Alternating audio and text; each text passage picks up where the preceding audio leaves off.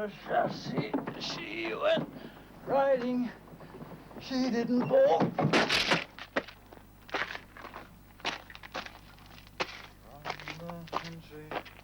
I'm the one that had to walk. If you knew Susie, Susie.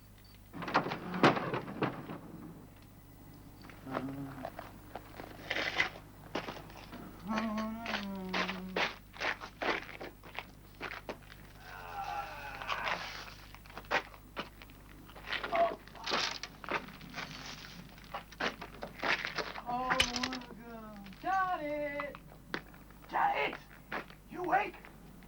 Me, Donald.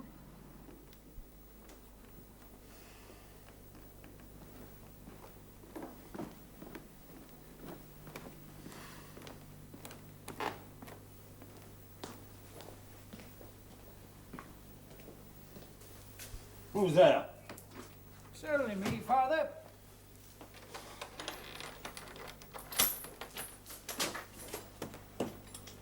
Why the devil can't you come home at a decent time? Waking everybody up. It's only 3 o'clock. You're drunk. A little bit, under the weather, I admit. Where the blazes have you been? Behaving absolutely disgracefully. I shall have something to say to you in the morning, Donald. Oh, no, not the morning, Father.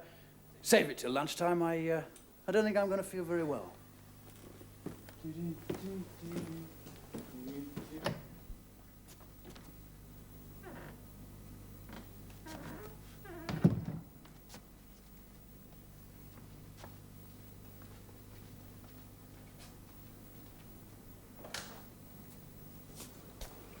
Oh, I'm so sorry. Hello. Staying here? Yes, I arrived yesterday evening. I see you're not. Not one of Father's army pals, are you? No. Thank Christ for that. No, the Colonel's allowing me to do some research in his library, Indian history. How he put down the mutiny single-handed. Well, a little earlier than that, I'm afraid. Get him to show you some of his erotica. What? Gods and goddesses, all tangled up like spaghetti. Oh, dear. There you are, Sport. Thank you. It's all yours. Yes, thank you very much.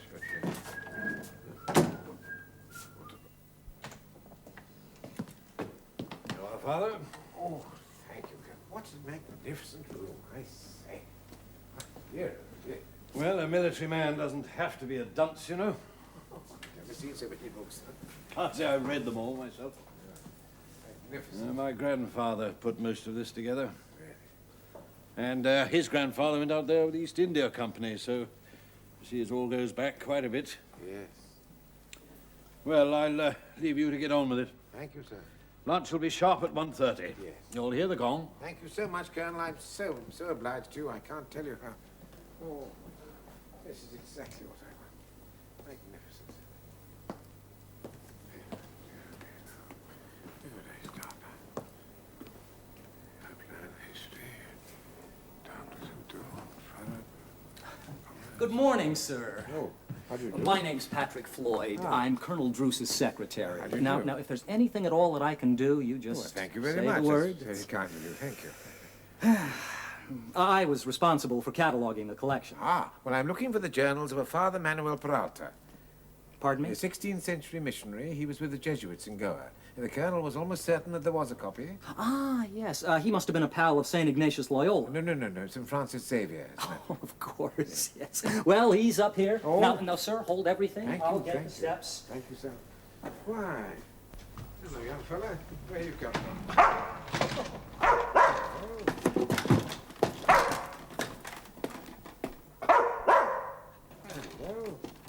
Hello. Sir, now, wait a minute. I'd be careful if I were you. What? He's inclined to snap.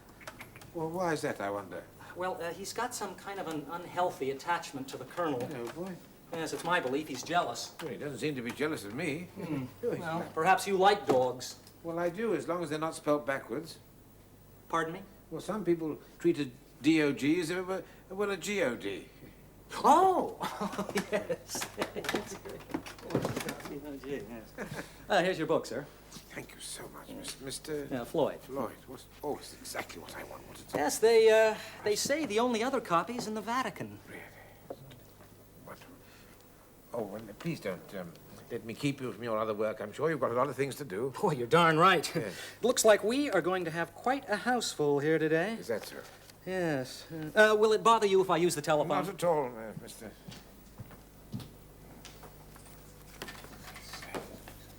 This is just what I want. AYOT 720. Trail and Bendix. Mr. Trail, please. The senior partner. Colonel Druce's secretary. Oh, well, in that case, could you please ask him to come up to Cranston Grange as soon as is convenient? The Colonel wishes to make some alterations to his will. Yes, 3:30 should be fine. Goodbye.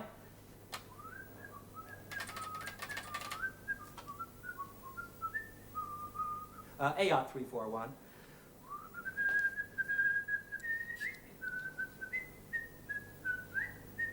Is this the Druce residence? Mr. Harry Druce?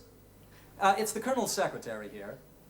Yes. He was wondering if you could make it up here for lunch. You could. Fine. Goodbye.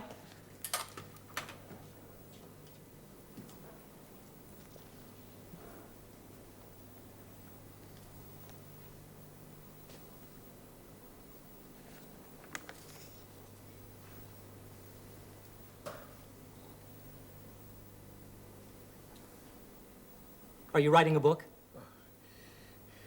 A lecture, actually, on St. Francis Xavier. No kidding. Yes. Hey, I've made quite a study of him myself. You have? Yes, I'd say he was a man of quite outstanding stature. 5'1". Pardon me? Mr. Pale. Floyd. Mr. Floyd, Yes. I don't want to be rude, but I find it very difficult to concentrate unless I'm left entirely alone. You do understand? Sir, I understand do. perfectly. Thank Of you, course. sir. Thank you so much. Could I make just one more call? Yes.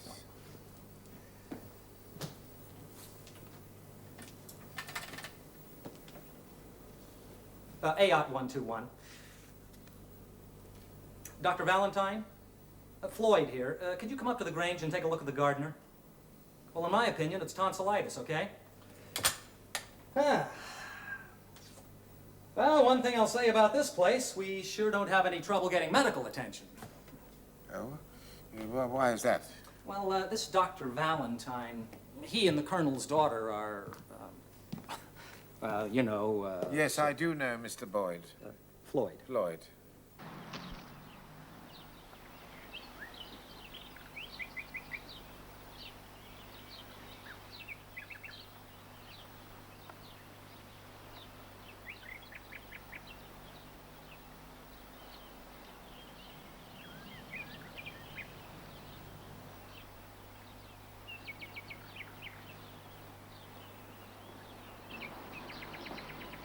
Hello, Daddy. What are you doing? Thinking. This is about the only place in this damn house where you can get a bit of peace and quiet, day or night. Did Donald come home very late? 3 o'clock. Oh dear, I rather thought he did. Will he wake you up as well? No, unfortunately. Must have been sleeping like a log. He cracked 2 window panes, chucking pebbles. Now, don't worry, Daddy. He'll pay for them. With what? Out of his allowance, I suppose. He had the audacity to come to me yesterday asking for a loan. That boy has no sense of responsibility. God knows what happens when I'm gone. I'm seriously worried, Janet. It's taken 200 years to build up what we've got. I know your young brother could get through the whole lot in a jiffy. I'm sure you're exaggerating, Daddy. You're almost as bad yourself. I've given you a good education, a decent home. Well, now you tell me you want to marry some froggy fortune hunter. Now, you really are being horrid. Anyhow, what did you do when you had that pain in your chest? Send for Dr. Valentine, you said. When it turned out to be indigestion, he didn't even charge you. Trying to butter me up. He's after your money, Janet. Damn frogs always are. I suppose that's why you've asked Cousin Harry to come to lunch. What do you say? Well, I suppose that since you're so bitterly disappointed in both your children, you thought you'd take a look at your fine, upstanding nephew, see if he was more worthy. Talking absolute nonsense. Am I? I happen to know that your lawyer's coming, too. It's almost as if you... Daddy, are you all right? Of course. Fit as a fiddle. Why? But I just suddenly wondered what that priest was doing in the house. You are quite sure?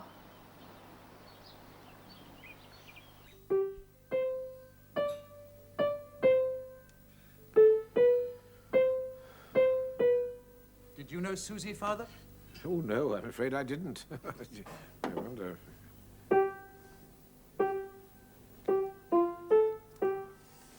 The Colonel tells me you've just got back from India. Do you know the West Coast at all? Yes, I was stationed in Bombay, but I didn't get much of a chance to travel. Too busy putting down riots, eh? These Congress wallers, you know. Well, they knife you as soon as look at you. Dreadful types. Were you in the army, Mr. Harry? No, the police. His cousin Harry retired rather early. What on earth is that supposed to mean? Well, nothing, Harry. Well, of course, the climate doesn't suit everybody. It's... No, I'm sure you're right. As Harry probably found that India was getting too hot for him. Now, look here, Janet, if you're implying that... All right, Harry. Tell us. Why did you leave?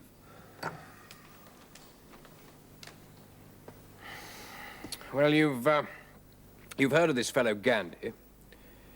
Well, he's dedicated to getting the British out.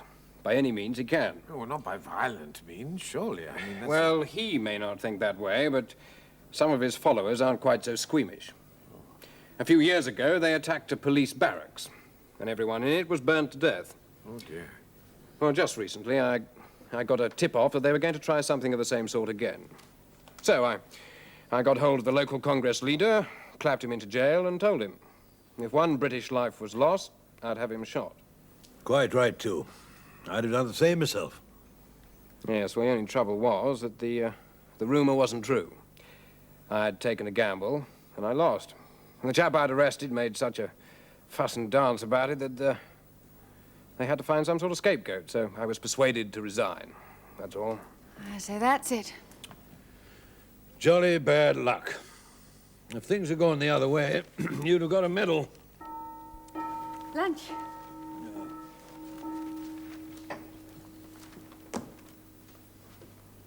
Oh, it's a delicious sherry, Colonel. Delicious sherry. You must think it very inconsiderate of Colonel Bruce. What? Closeting himself in the library with that lawyer. You can't get on with your research. Oh, I'm so full of curry, I don't think I'd be able to. I just can't understand why he didn't ask me to help. Presumably the Colonel knows how he wants his will drawn up. Yes, but I handle all the Colonel's business matters. Well, perhaps he's going to leave you something, eh? Wants it to come as a surprise. Yeah. I hadn't thought of that. You never know. Time to start worrying is when you're called in as a witness. Pardon me? Well, the Colonel's signature will have to be witnessed by 2 people. And, of course, they mustn't be people who are going to benefit in any way. Ah. I'll be one, I suppose. Bank managers and priests, we're generally supposed to lend an air of solemnity to these... What's this dog's name? Knox. Knox. N-O-X. That's Latin for night. Ab initio erat nox. Pardon me? In the beginning, there was. Oh. Mr. Floyd, I wonder if you come to the library. Well, of course, Mr. Trail. A colonel would like you to witness his signature. I say, Knox. It's bad luck, isn't it, eh?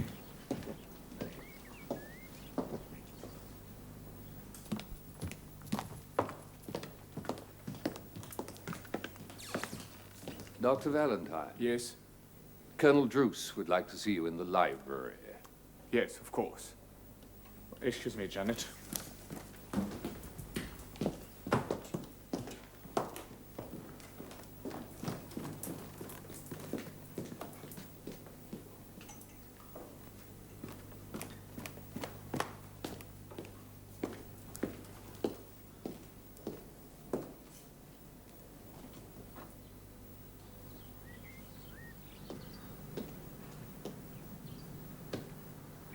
Hello, Father.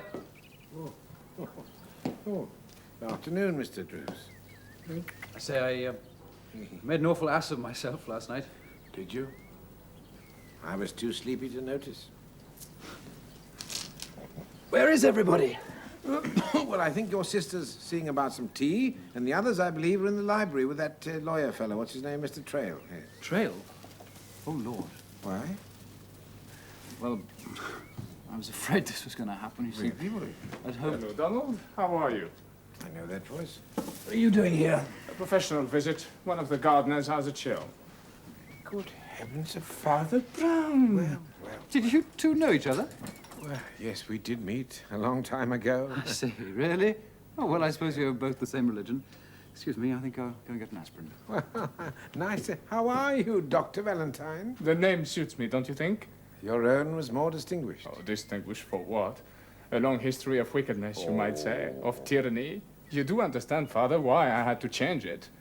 A man holding my opinions, no, it was impossible. Yes, I understand. Very well, Dr. Valentine, that should be. I hope I don't forget and start calling you Monsieur de Villon. Oh, no, please, don't do Well, that. sit down. Now, tell me, Flambeau's in England, you know. Do sit down. He's made his peace with the surety. He's a private investigator. Where's Mr. Trail? Looking round the garden. Why, what's up? That will of yours, Colonel. It's not legal. What the devil are you talking about? One of the witnesses is signed under a false name. You gone mad? You and Dr. Valentine. He is not Dr. Valentine. He is somebody called... D. Vallone. For all you know, he might be some kind of a crook, a confidence man, a swindler. Doctor, is this true? I have always understood that a man could call himself by any name he chose. At least that's the law in my country, and in yours. It may be different for Americans. They, of course, don't have any names to change.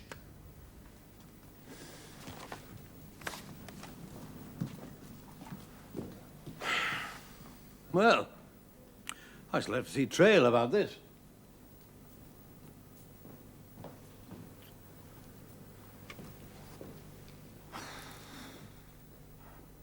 Knox, come boy. Come on, there's a good boy. Ah, Donald, are you ready for this walk of ours? God, you're healthy, Harry. Look here, it's as much for your benefit as his, you know? I mean, you look terrible. Where's my stick? Yeah. Come on, boy. Come on. Yes.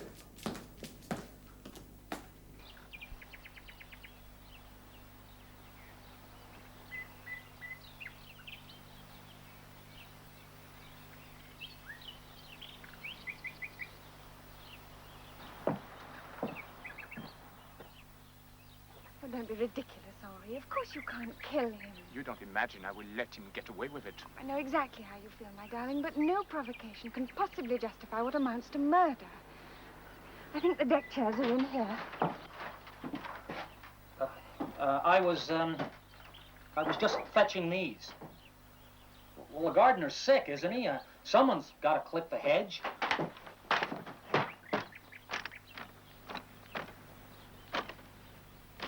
Well, Trail, if you're absolutely sure. Oh, it makes no difference at all. If I may say so, that secretary of yours is a dab hand at making mountains out of molehills. Oh, yes. He's a bit inclined to do everybody's job for them. I'm not going to have him doing mine.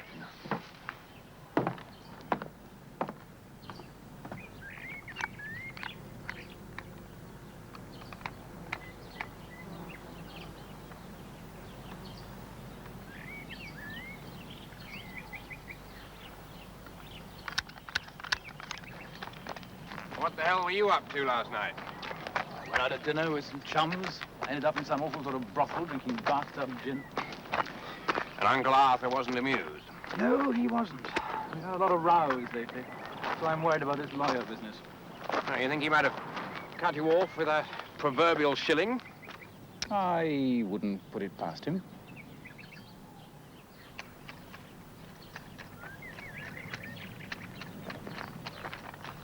Well, that'll be nice for somebody. Janet, presumably. I'm not so sure. Dad's got a thing about the French. He doesn't care for that froggy doctor. Oh, well, let's worry about it. Come on, let's go down to the lake. Hang on a minute. Seems we've got something in my shoe. Come on, Ox. Come on, boy. Here. Here, boy. Come on, then. Come on, here you are. Here. Go on, then. Oh, boy. Come on, Ox. Come on, then, boy. Other way. That's it. Come on. That's a good boy.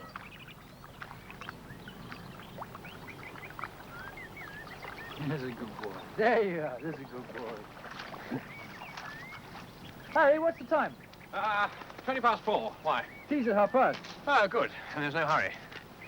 Ah, I tell you what, I'll race you around the lake. Come on. Not on your life, old boy. Come on.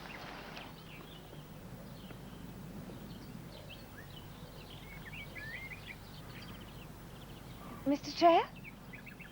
Will you be staying for tea? I'm just going to call my father. Yes, thank you.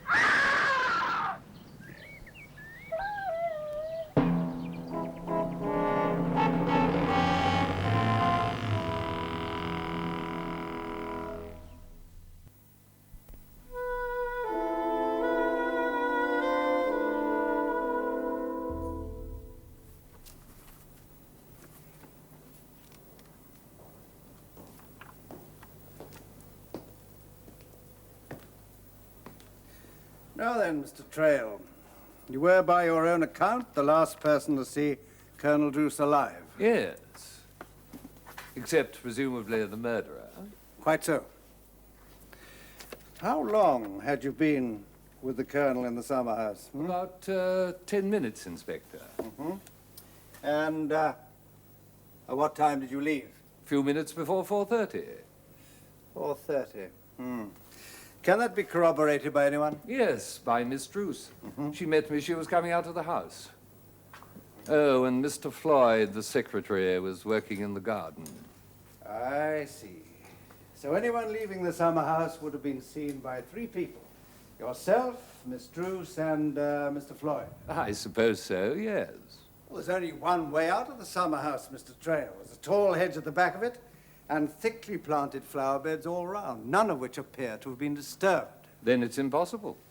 How could anyone have gone out or come in without our seeing him? Well, of course, there is one other explanation. That the Colonel was already dead when you left the summer house. You mean I killed him? Whatever for? Well, we'll go into your possible motives presently. The moment I'm more interested in the opportunity for the murder and the type of weapon used.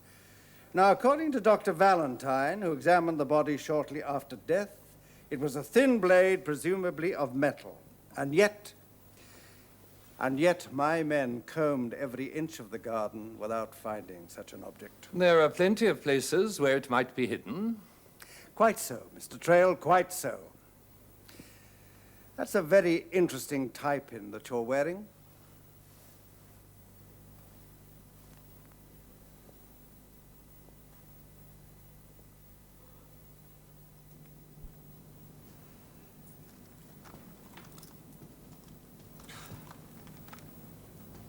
How much longer have we got to wait in here?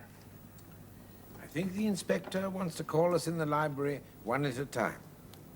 You know, we could all save him a great deal of trouble if we did a little